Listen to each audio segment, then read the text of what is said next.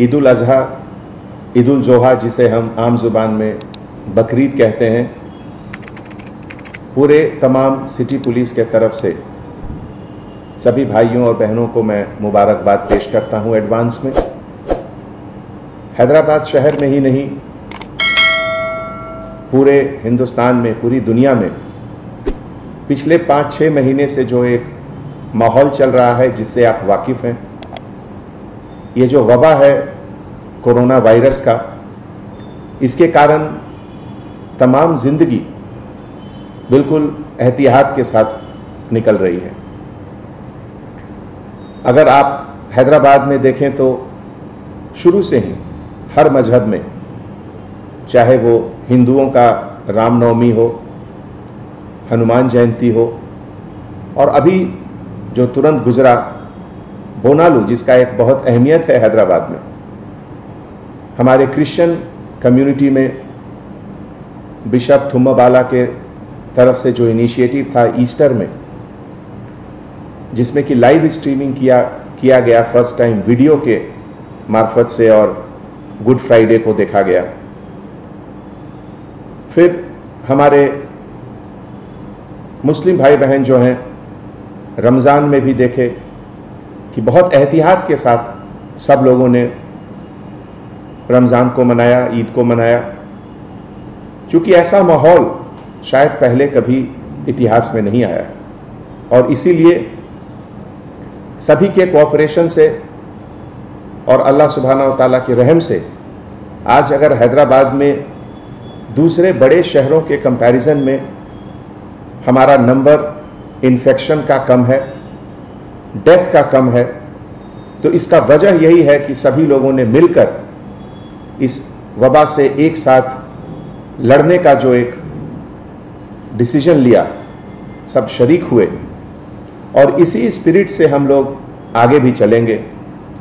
तो बकरीद में भी हम लोग इसी तरीके से आगे आप लोगों से गुजारिश कर रहे हैं, जैसा कि पहले सभी फेस्टिवल में हुआ था, रमज़ान में भी हुआ था, कि कहीं बड़ी गैदरी, कहीं जमात नहीं हुई थी। जैसा कि आप जानते हैं, ये बड़ा चोर किस्म का वायरस है। ये चुपके से आपके शरीर में दाखिल हो जाएगा अगर आप किसी के करीब जाएंगे। 2 गज की दूरी बहुत ज़रूरी है, और इसीलिए हमारे गवर्नमेंट के तरफ से और हमारे बुजुर्ग आलिम के तरफ से लगातार कोशिश है। सभी मस्जिद में हमेशा लोग कहते रहते हैं कि घर पे ही अपना नमाज अदा करें, और अगर मस्जिद आना है तो घर से पहले घर में ही वजू करके आएं। तो इन सब बातों का एहतियात हैदराबाद में हम लोग सब पिछले 5 महीनों से करते आ रहे हैं, और अभी बकरीद में भी मुझे यकीनन पूरा भरोसा है कि हम लोग सब मिलकर सबसे पहले, जिसको कहते हैं आज हम लोग सेफ बकरीद, सेफ ईद का एक नारा देंगे। शायद ही कोई हैदराबाद का घर है जिसमें बच्चे नहीं हैं, जिसमें बुजुर्ग नहीं हैं, जिसमें ऐसे लोग नहीं हैं जिनके पास बीपी, हार्ट या कुछ मोटापा, इस तरह का बीमारी न हो। उन लोगों को बचाना सबसे ज़रूरी है, और उनको बचाने के लिए सबसे पहला चीज़ यही है कि हम लोग कम से कम दूसरे लोगों से मिलें, मुबारकबाद, जुबानी मुबारकबाद पेश करें। गले मिलने की ज़रूरत नहीं है, माहौल ऐसा है। अगर जान बचेगी तो आगे आप अगली बार 4 और बकरे भी कुर्बान कर सकते हैं, लेकिन अभी बुजुर्गों को बचाएं, बच्चों को बचाएं। इसीलिए जो बड़ी बड़ी मस्जिदें हैं, जैसे मक्का मस्जिद, शाही मस्जिद, वहाँ के जो कॉम्पिटेंट अथॉरिटी हैं उनके तरफ से भी है, ज़रूर माहौल अभी कोई बहुत बदला नहीं है रमज़ान के महीने से।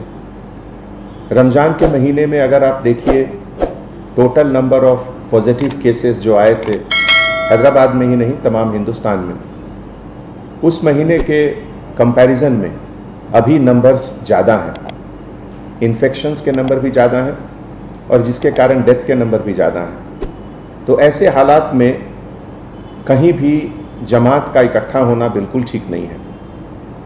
जैसा कि आप लोगों ने वर्ल्ड हेल्थ ऑर्गेनाइजेशन के गाइडलाइंस पढ़े होंगे, Indian council for medical research ICMR के तरफ से जो लगातार गाइडलाइंस निकलते रहती हैं, उसमें भी इसका जिक्र है कि किसी भी तरह का रिलीजियस गैदरिंग, किसी भी मजहब का, वो बिल्कुल ठीक नहीं है अभी।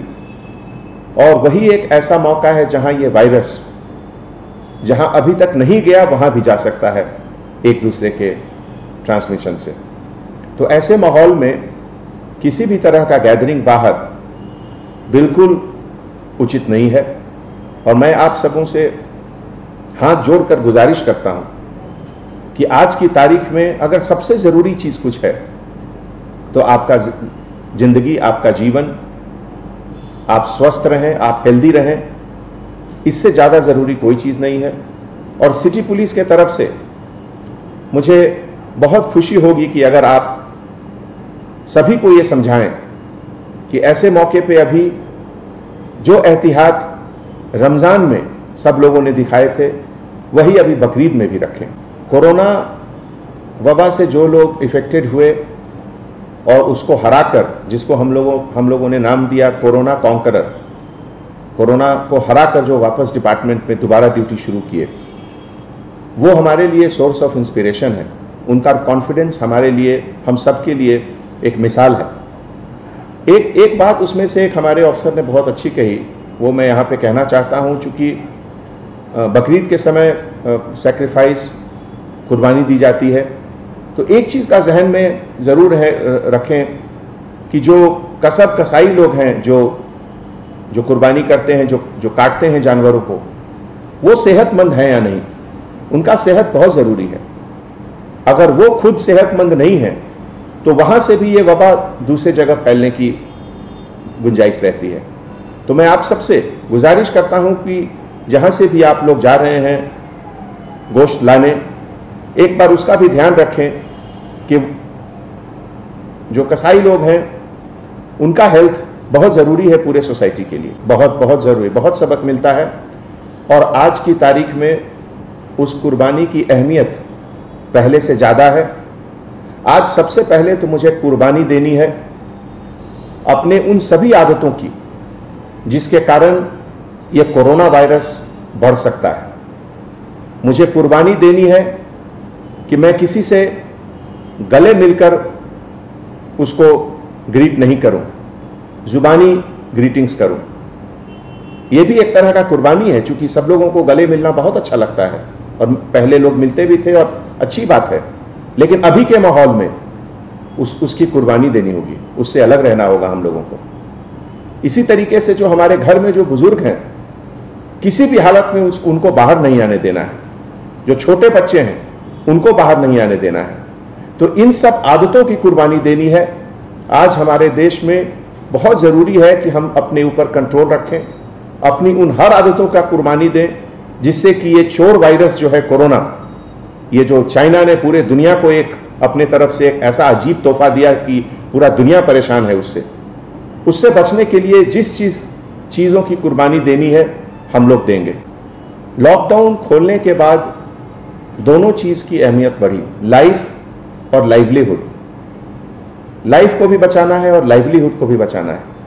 खास करके जो हमारे गरीब लोग हैं, जो सुबह से शाम को मेहनत करके रात का खाना खाते हैं, अगर उनकी रोजगार हम लोग बंद कर देंगे तो ये बहुत बड़ा गुनाह होगा। और इसीलिए रोजमर्रा की जिंदगी हमेशा आगे चलती रहनी चाहिए।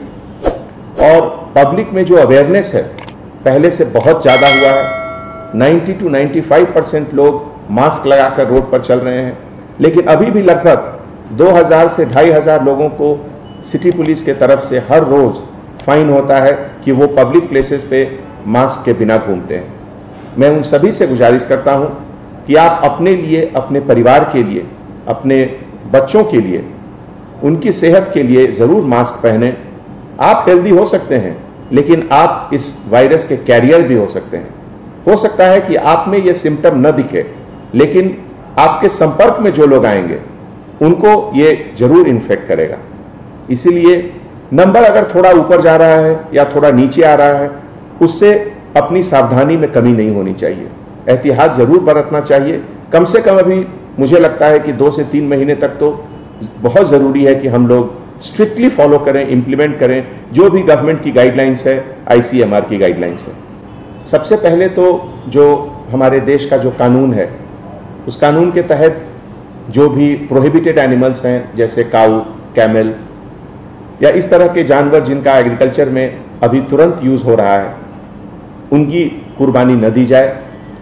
और जो भी लोग कुर्बानी दे रहे हैं, जो ज़बह कर रहे हैं, वो जो एक हाइजीन के तरीके से होता है, जो चाकू या जिससे कट कर रहे हैं, वो कहाँ से लाए, उसको अच्छे तरीके से सैनिटाइज ज़रूर कर लें।